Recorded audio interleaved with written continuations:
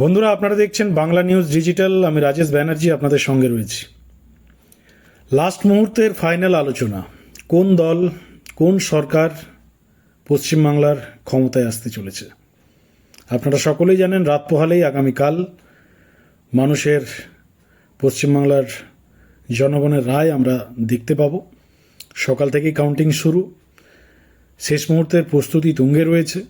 যদিও আপনারা জানেন, রাজ্য জুড়ে বিজেপি, টিএমসি সমস্ত রাজনৈতিক দল খুব অ্যালার্ট রয়েছে। বিভিন্ন ধরনের প্ল্যানিং করে রাখা হয়েছে যাতে কাউন্টিংয়ে গোলমাল না হয়।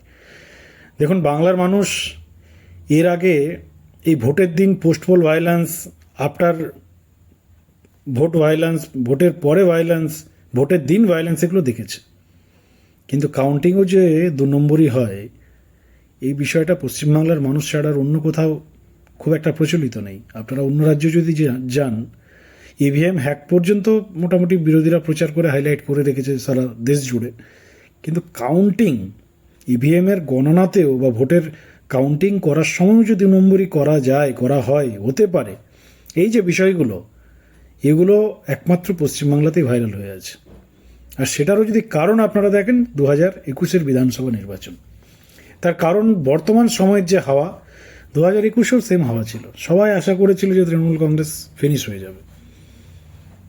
এত এন্টি গভর্নমেন্সি রয়েছে মানুষের মধ্যে, কি করে একটা দল ক্ষমতায় আসতে পারে? এত স্ক্যাম, এত দুর্নীতি, নেতা জেলে, মন্ত্রী জেলে, গরু পাচার, কয়লা পাচার, শিক্ষায় দুর্নীতি, শিক্ষামন্ত্রীর বাড়িতে টাকা উদ্ধার, চাকরি বাতিল, আরজি কর, সন্দেশখালী, সারদা নারদা, কি এমন ঘটনা ঘটেনি? এতগুলো স্ক্যাম, এত ঘটনা অন্যান্য কোনো রাজ্যে ঘটার পর কোনো পলিটিক্যাল পার্টি এই একটা টার্ম, 2টো টার্ম, 3টে টার্ম ক্ষমতায় থাকে না, শেষ হয়ে যায়।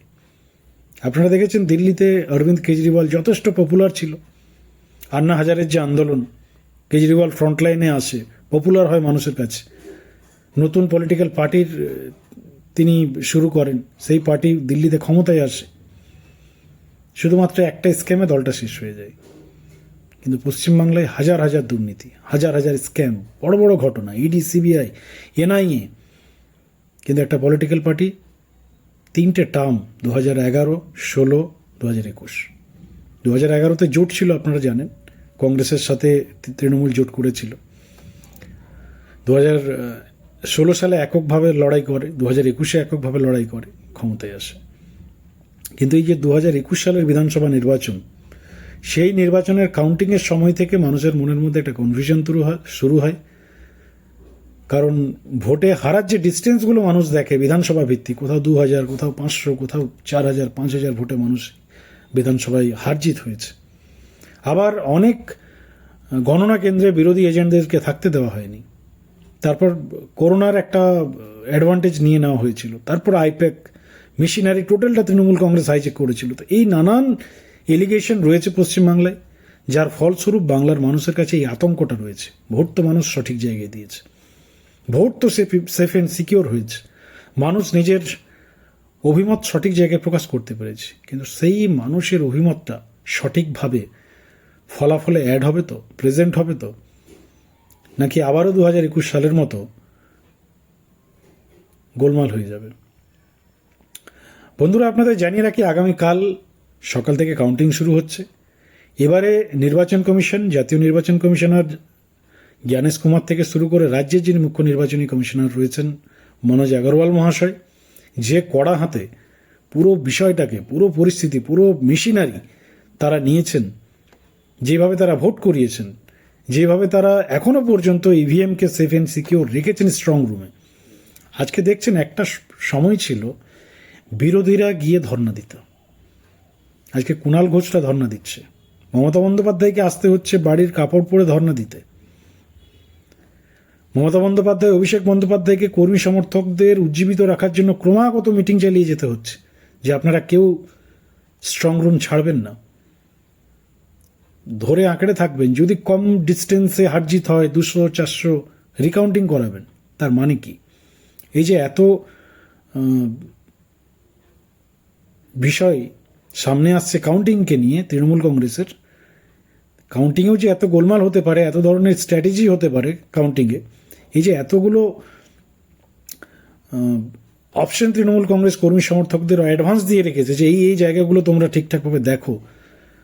বিরোধীরা বলছে, যারা এখনও বিরোধী আসনে রয়েছে তাদের যেটা বক্তব্য, তার মানে নিশ্চয়ই এই সমস্ত জায়গাগুলোতে তৃণমূল কংগ্রেস একসময় তারা খেলা করেছে, তারা কাউন্টিংয়ে একটা সময় গোলমাল করেছে বলেই তো তাদের এই ফাঁকগুলো জানা রয়েছে। তবে বন্ধুরা, চিন্তার কোনো কারণ নেই।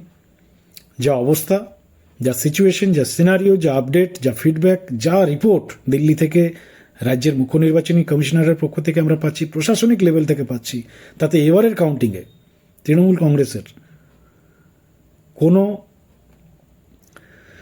খেলা চলবে না। যা হবে জেনুইন হবে।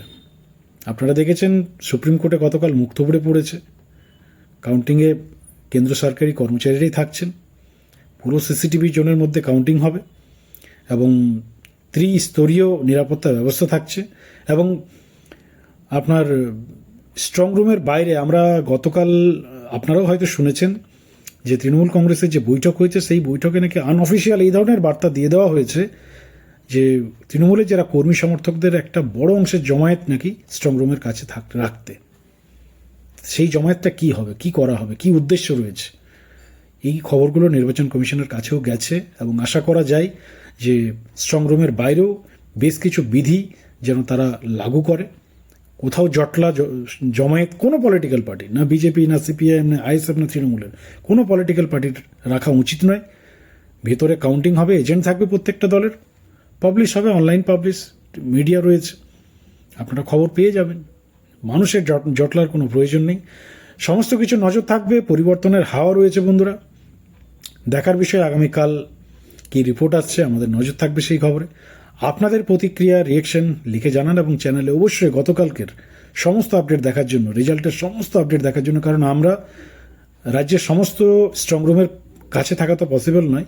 রিপোর্ট আপনারা পাবেন সমস্ত রাজ্যের, কিন্তু কোনো একটা স্ট্রংরুমের কাছে আমরা থাকব এবং সেখান থেকে লাইভ বার্তা আপনাদের দেওয়ার চেষ্টা করব। তাই যারা চ্যানেলে নতুন রয়েছেন অবশ্যই চ্যানেলটিকে সাবস্ক্রাইব করে রাখুন। ধন্যবাদ।